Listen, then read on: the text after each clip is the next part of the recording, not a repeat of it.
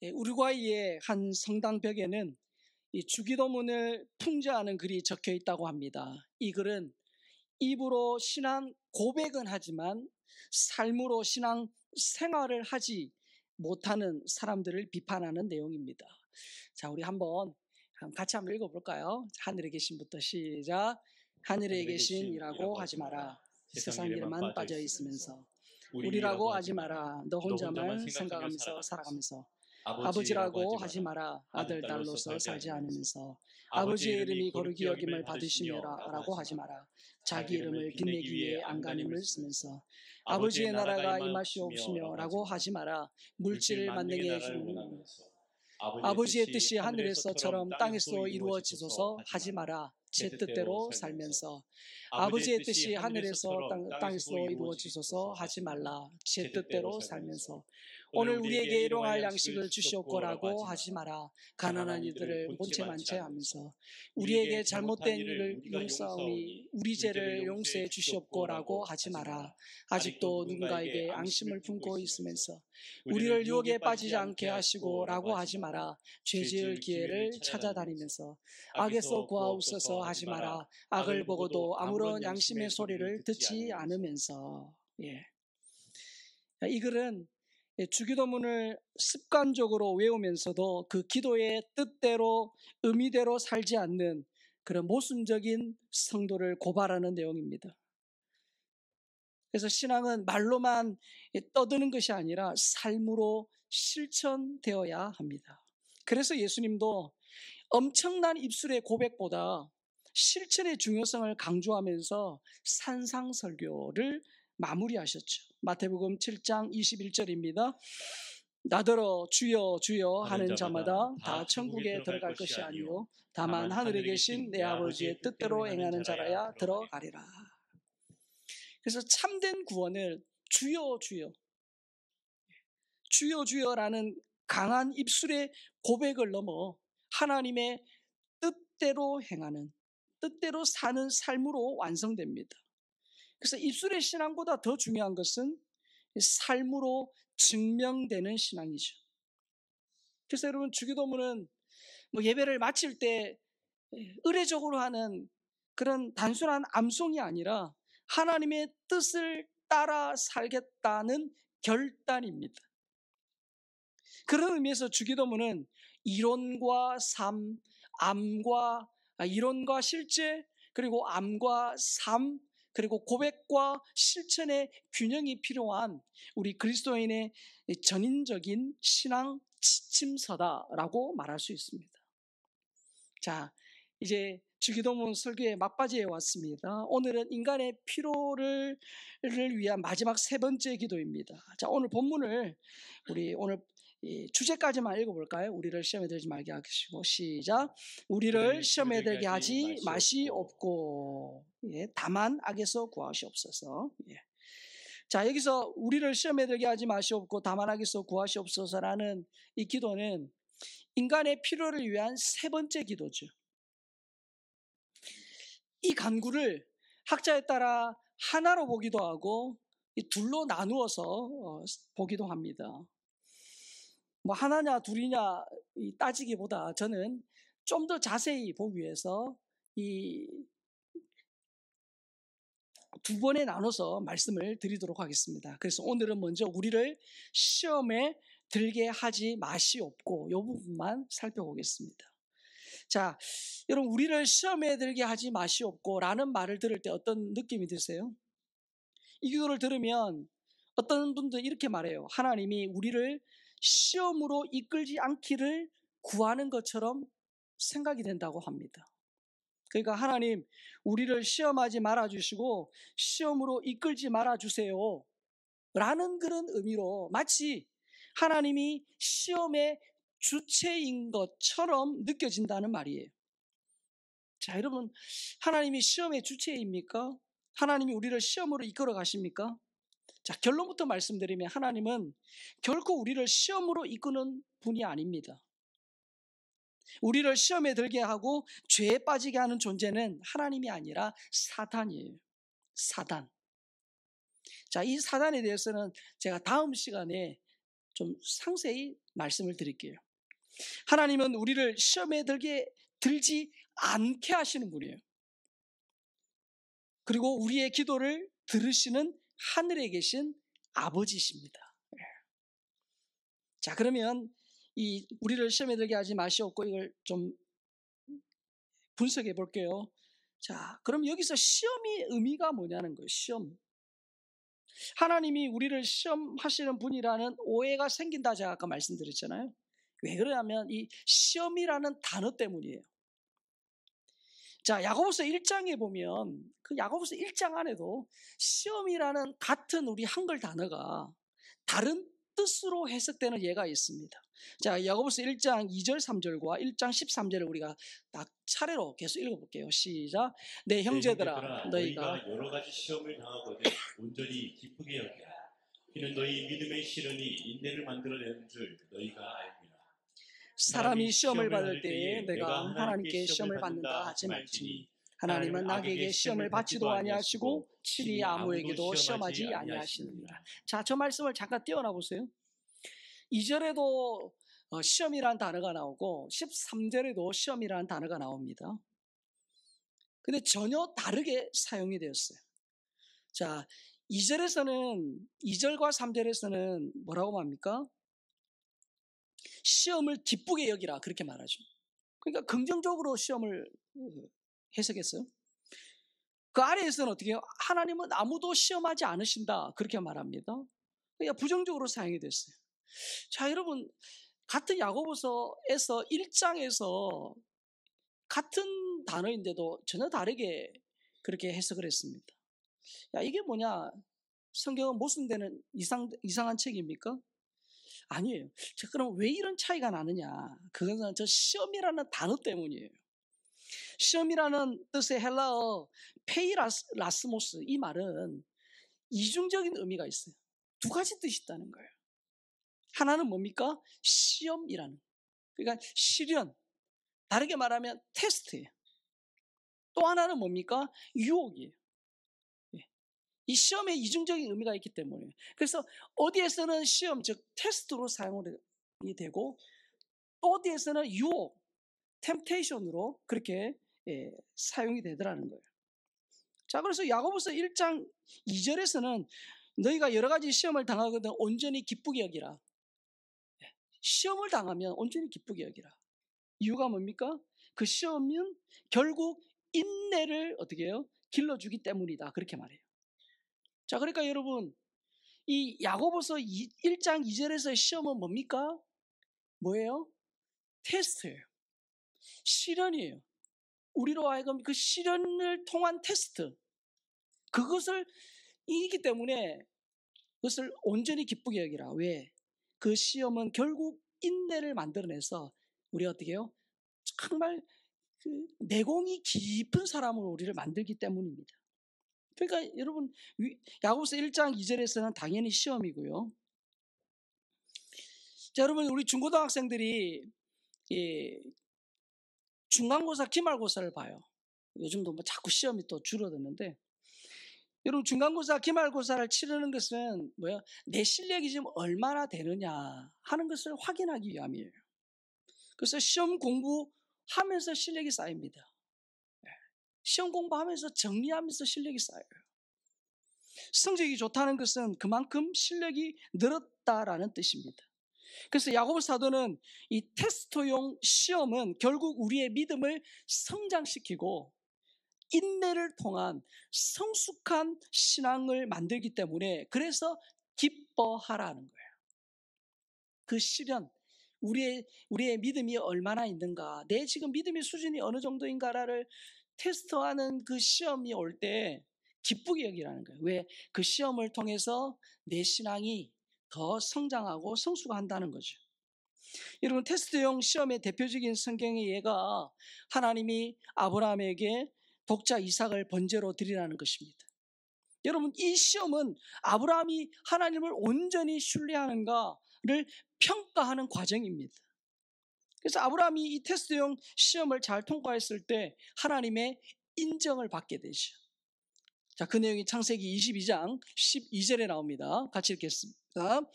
사자가 이르시되 그 아이에게 내 손을 대지 말라. 그에게 아무 일도 하지 말라. 내가 내 아들 내 복자까지도 내게 아끼지 아니하였으니 내가 이제야 내가 하나님을 경외하는 줄을 아노라. 자, 저기서 하나님이 아브라함의 믿음을 시험하기 위해서 그에게 독자를 이삭을 바치라는 그런 시련을 주셨어요. 자, 혹여나 여러분 가운데 지금 하나님 주신 이 테스트용 시련 가운데 있다면 여러분들 그 시련이 힘들고 어렵지만 그 시련을 잘 이겨내시면 하나님의 큰 그런 칭찬이 있습니다. 네. 자, 시험의 두 번째 뜻은 뭐였어요? 유혹이에요, 유혹. 자, 유혹은 표준 국어 대사전에 보면 이렇게 되어 있어요. 꾀어서 정신을 혼미하게 하거나 좋지 아니한 길로 이끔 되어 있어요. 기독교에서는 죄로 이끄는 시험이나 악한 길로 빠지도록 하는 마귀의 시도 정도로 이렇게 볼 수 있습니다. 자, 야고보서 1장 13절을 다시 볼까요? 자, 시작. 사람이 시험을 받을 때에 내가 하나님께 시험을 받는다 하지 말지니 하나님은 악에게 시험을 받지도 아니하시고 친히 아무도 시험하지 아니하십니다. 자, 여기서 시험은 뭐라고요? 유혹이라는 거예요. 자, 그래서 그 시험을 유혹으로 대체해서 다시 한번 아래를 읽겠습니다. 시작. 사람이 유혹을 받을 때에 내가 하나님께 유혹을 받는다 하지 말지니 하나님은 악에게 유혹을 받지도 아니하시고 친히 아무도 유혹하지 아니하십니다. 자, 하나님은 우리의 믿음을 평가하고 신앙 성숙을 위해 테스트 차원에서의 시험은 하시지만 유혹의 차원에서 우리를 시험하지 않으세요. 자, 오늘 본문에서 우리를 시험에 들게 하지 마시옵고, 이거는 어떻게 해요? 시험이에요? 유혹이에요? 테스트예요? 아니면 템프테이션이에요? 유혹이에요. 그래서 우리를 유혹에 들게 하지 마시옵고, 예수님은 우리가 사단이 쳐놓은 유혹의 함정에 빠지지 않도록 기도하라고 가르치신 겁니다. 자, 근데 여러분 여기서 우리가 좀 유심히 봐야 할 대목이 있어요. 예수님은 시험을 받지 않도록 기도하라 그렇게 하지 않으셨어요. 뭐요? 시험에 들지 않도록 기도하라. 여러분 시험을 받는 것과 드는 것은 다른 내용입니다. 여러분 인간은 죄의 본성을 가진 육신을 입고 있습니다. 그리고 죄가 가득한 세상을 살아가요. 그러다 보니까 시험을 받을 수밖에 없어요. 하나님은 한 번도 우리가 시험을 전혀 받지 않게 해주겠다라고 약속하신 적이 없어요. 출애굽한 이후에 너희들에게 꽃길만 걷게 해주겠다 그러지 않으셨어요. 광야로 그들을 인도하셨죠. 자, 우리가 예수를 믿어요. 예수 믿으면 이 세상의 모든 풍파, 모든 염려 근심 싹 없애주겠다 그렇게 약속하신 적이 한 번도 없어요. 불 가운데 함께 하겠다고 하셨어요. 여러분 무슨 말이에요? 우리 인생에 물도 있고 불도 있다는 얘기예요. 예수님도 마귀에게 시험을 받으셨기 때문에 당연히 성도에게도 이런저런 시험이 있습니다. 더욱이 하나님의 자녀인 성도가 하나님 말씀대로 살려고 몸부림을 치고 기도하려고 마음먹으면 더 많은 마귀의 사단의 시험이 있을 수 있어요. 그래서 마귀가 시험을 하는 그 유혹을 하는 이유가 뭡니까? 결국 우리를 넘어뜨리려고 하는 거죠. 그래서 F.M. 마이어가 이런 말을 했어요. 같이 한번 읽어볼까요? 시작. 하나님은 우리를 오르게 하려고 시험하시지만 사탄은 우리를 내려가게 하려고 시험합니다. 자, 우리는 시험을 받지 않을 수는 없습니다. 하지만 시험에 들지 않을 수 있습니다. 그래서 종교개혁을 일으켰던 마틴 루터가 남긴 유명한 말이 있어요. 자, 같이 한번 읽어볼까요? 시작. 새가 머리 위로 날아가는 것을 막을 수 없다. 하지만 내 머리에 둥지 틀린 것은 막을 수 있다. 자, 여러분 새가 날아가는 거 어떡하겠어요? 뭐 조류협회에다 공문을 보내가지고 내 위로 날아다니지 마라.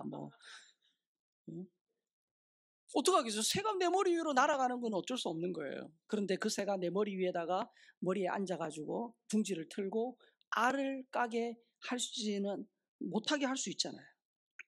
우리는 하루에도 수십 아니 수백 가지의 그런 유혹을 받습니다.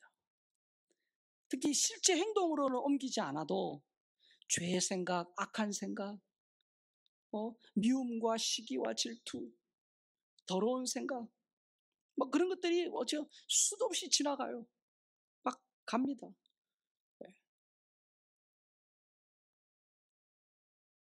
죄의 본성을 가지고 있어서 늘 그런 생각들이 스쳐 지나가요. 하지만 그것을 어떻게요? 내가 딱 붙들어 가지고 자꾸 생각하고 묵상하고 또 생각하고 묵상하고, 그는 마치 내 머리 위에 새가 둥지를 틀 수 있도록 한 거죠. 자꾸 붙잡으면 그 생각이 내 머리에 둥지를 틀고 알을 까고 새끼를 낳습니다. 결국 죄의 생각, 악한 생각이 결국 어떻게 해요? 그 생각이 행동으로 옮겨지는 거죠. 그래서 시험을 받을 수는 있지만 시험에 들지 않도록 기도하는 것이 매우 중요합니다. 여러분, 시험에 든다는 것은 무슨 뜻입니까? 시험에 든다는 것은 그 시험으로 유혹으로 신앙이 흔들리고 죄에 빠지는 것을 뜻합니다.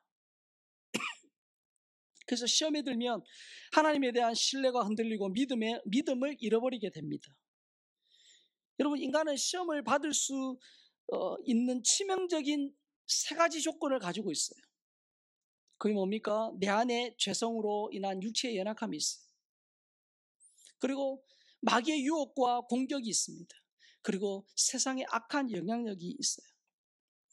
그래서 여러분, 아담과 하와도 마귀가 유혹할 때 어떻게 했습니까? 그 하나님의 말씀을 의심하고 결국 하나님의 명령을 어기고 금단의 열매를 따먹었어요. 다윗도 바세바를 보고 정욕에 사로잡혀서 간음을 저지르고 충성스러운 이 부하까지 사지로 몰아 죽이잖아요. 베드로도 시험에 들었을 때 예수님을 3번이나 모른다고 부인하였습니다. 그 유혹에 넘어졌다는 거예요. 하지만 시험을 받았지만 시험에 들지 않은 얘도 있죠. 요셉. 보디발 아내의 끈질긴 유혹에도 죄를 거부하고 즉시 도망하여 시험에 들지 않았습니다. 예수님도 마귀가 3번이나 시험했지만 어떻게 해요? 말씀으로 시험을 이기셨죠. 그래서 우리는 언제나 시험에 들 가능성을 가지고 있어요. 그래서 우리가 어떻게 해요? 겸손히 하나님의 은혜를 바라봐야 돼요. 하지만 시험이 있다고 다 시험에 드는 건 아니에요. 얼마든지 시험에 들지 않고 시험을 이길 수 있음을 믿습니다. 확신이 오늘 없어요. 어떻게? 자, 여러분, 우리 인간에게, 우리 각자에게 아킬레스건이 있어요. 이 발을 앞뒤로 움직일 때 이 뒤꿈치에 연결된 그 힘줄을 아킬레스건이다, 그렇게 말합니다. 여러분, 아킬레스건 이 말은 그리스 신화에서 유래된 말이에요. 아킬레스는 이 트로이 전쟁에서 큰 공로를 세운 무패의 장수입니다. 그런데 그의 유일한 약점은 뭐냐? 이 발 뒤꿈치 아킬레스입니다. 수많은 전투에서 승리를 거두었지만 결국 적군이 쏜 화살이 다른 데는 천하무적인데 어떻게 이 아킬레스건 여기에 딱 맞은 거예요. 발 뒤꿈치에 명중했을 때 온몸에 독이 퍼져서 죽었습니다. 그 위에 그것만 건드렸다면 벌 볼 일 없이 쓰러지는 그 특별한 약점, 그것이 바로 아킬레스건이에요. 자, 근데 여러분, 우리에게도 영적 아킬레스건이 있어요. 영적 아킬레스건은 신앙적으로 강해 보이지만 쉽게 넘어지게 하는 결정적인 약점을 말합니다. 우리 흔히 이런 말 듣잖아요. 누가 시험에 들었대, 시험에 빠졌대, 뭐 그런 말을 하잖아요. 그래서 그리스도인이 자주 빠지는 시험, 그것은 영적 아킬레스건이 있어요. 자, 그럼 여러분, 우리는 그것만 건드렸다 하면 시험에 드는 자기의 영적 아킬레스건이 무엇인지를 잘 알아야 돼요. 영적 아킬레스건을 다시 쉽게 말하면 이겁니다. 죄를 지었다가 회개하고, 나 이러면 안 되는데 하면서 회개하고, 근데 또 얼마 지나지 않아 또 죄를 짓고 회개하고 를 반복하게 하는 그게 바로 영적 아킬레스건이에요. 어떤 사람은 돈이, 물질이 영적 아킬레스건입니다. 예배 참석도 열심히 하고 교회 봉사도 열심히 해요. 하지만 돈 문제에 자꾸 걸려 넘어져요. 하나님의 것을 구별하여 드려야 함에도 이 11조의 문턱을 넘지 못하고 심각한 영적 갈등을 겪습니다. 여러분, 가룟 유다는 예수님의 제자였어요. 그것도 재정을 맡고 있는 제자였잖아요. 돈에 대한 탐욕 때문에 예수님을 은 30에 팔아 넘깁니다. 결국 나중에 후회하지만 회개하지는 않고 스스로 비참한 최후를 맞았죠. 아나니아와 삽비라 부부도 일부를 감추고 다 드린 것처럼 거짓말을 했어요. 돈에 대한 탐욕과 위선이 손을 잡았어요. 두 사람이 탐욕과 돈에 대한 탐욕과 위선이 어떻게 짝짝꿍이 돼서 결국은 하나님의 무서운 심판을 받죠. 어떤 사람에게는 성적 유혹이 아킬레스건이에요. 삼손은 나시린으로 구별된 삶을 살아야 하지만 이 육체의 욕망을 이기지 못하고 이방 여인들과 관계를 맺었습니다. 삼손은 하나님이 주신 그 엄청난 힘을 가졌지만 여인에 대한 그 욕망을 절제하지 못했습니다. 삼손은 정욕의 영적인 분별력을 잃어버리고 두 눈이 뽑힌 채 자기 능력을 다 발휘하지도 못한 채 죽었지. 어떤 사람은 교만이, 어떤 사람은 시기와 질투가, 어떤 사람은 남 험담하는 그 말이, 어떤 사람은 영적 게으름이 어떻게 해요? 영적인 아킬레스건입니다. 자, 나의 영적 아킬레스건은 뭘까? 저희 대표적인 것만 써놨지만 여러분 한번 곰곰이 생각해 보시죠. 내가 자꾸 넘어지는 그게 뭘까? 여러분, 사람마다 몸 상태가 안 좋으면 먼저 아픈 데가 있어요. 여러분 있죠? 비 오려고 그러면 여러분 신호 오는 데 있잖아요. 그렇죠? 어떤 사람은 무릎이나 허리, 또 어떤 사람은 몸 컨디션이 저하면 눈부터 아픈 사람도 있어요. 그래서 나의 가장 약한 부위가 어디인지 알고 적절히 대처해야 건강을 유지할 수 있어요. 그래서 몸에 신호가 오면 어떻게 해요? 무리하지 않고 잘 쉬어야 돼요. 신앙생활도 다르지 않습니다. 신앙의 상태가 안 좋으면 이 영적인 아킬레스건을 잘 관리해야 합니다. 사단은 나의 영적 아킬레스건이 무엇인지 잘 알고 있어요. 그래서 영적으로 방심하고 신앙의 긴장을 늦추면 나의 영적 아킬레스건부터 공격합니다. 왜요? 거기가 약점이기 때문이에요. 사단은 나의 영적 아킬레스건을 건드려야 시험에 빠뜨릴 수 있다는 것을 잘 알기 때문이에요. 그래서 여러분, 우리 공식 이 예배와 삶의 예배를 잘 드리고 성경 읽고 기도하는 일에 열심을 내어 영적 아킬레스건을 잘 관리해야 합니다. 그렇지 않으면 언제든지 마귀의 공격 대상이 될 수 있습니다. 자, 그러면 시험에 들지 않으려면 어떻게 해야 할까? 자, 히브리서 4장 15절 우리 크게 읽습니다. 시작. 우리에게 있는 대제사장은 우리의 연약함을 동정하지 못하실 리가 아니요 모든 일에 우리와 똑같이 시험을 받으신 이로되 죄는 없으시니라. 말씀 보세요. 우리에게 있는 대제사장 누굽니까? 예수님이에요. 예수님은 우리의 연약함을 동정하지 못하시가 아니요. 무슨 말이에요? 우리의 연약함을 다 아신다는 거예요. 왜요? 그분이 친히 인간이 되셨기 때문에. 우리가 우리의 인간의 희노애락을 하시고 우리의 이 약함을 그분도 친히 경험하셨어요. 왜? 사람으로서 그분이 직접 시험을 받으셨기 때문에 우리의 이 약함을 잘 아신답니다. 모든 일에 우리와 똑같이 그분도 시험, 유혹을 받으셨지만 죄는 없으세요. 죄가 없다는 말이 뭐예요? 시험에 들지 않으셨다는 거예요. 시험을 받으셨지만 시험에 들지 않으셨다는 얘기예요. 그래서 우리가 시험에 들지 않는 비결 뭡니까? 예수님처럼 사는 거예요. 예수님으로 충만하는 거예요. 예수님이 내 안에 살아 계실 때, 예수님이 어떻게 시험을 받으셨지만 그 시험을 이기셨어요? 시험에 들지 않은 예수님의 그 비결, 무기가 뭡니까? 바로 하나님 말씀이에요. 하나님 말씀. 여러분, 예수님이 시험 받은 거 생각해 보세요. 40일 금식하시고 광야에서 시험 받으실 때 사단이 와서 세 가지 시험을 해요. 그 세 가지 시험은 인간이 받을 수 있는 모든 시험을 다 통칭해요.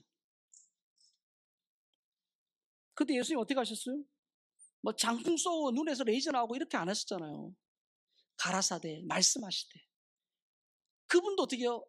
구약의 말씀을 인용해서 사단을 이렇게 대적하셨어요. 예수님이 광야에서 시험을 받으실 때 사단의 유혹을 이긴 것은 예수님 안에 하나님의 말씀이 가득했기 때문이에요. 예수님 마귀의 세 가지 시험에 전부 다 어떻게 말씀으로, 말씀을 인용해서 마귀를 대적하셨어요. 하나님의 말씀은 마귀를 대적하는 강력한 무기예요. 만약에 예수님이 40일 금식기도 하셔가지고 영적으로 막 충만하셔가지고 하셨다면 우리는 흔히 이렇게 핑계대요. 나는 그런 오랜 시간 금식하지도 못하고 예수님처럼 그렇게 내가 영적으로 그렇게 탁월하지 못해. 근데 예수님 어떻게 해요?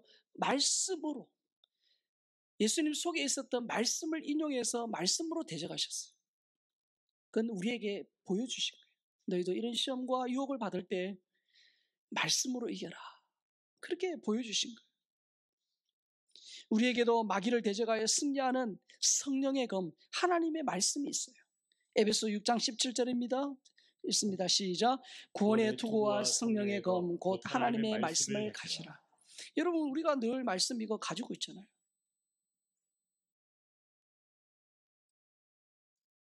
잠 안 올 때 수면제로 쓰시는 분 없으실 거 아니에요.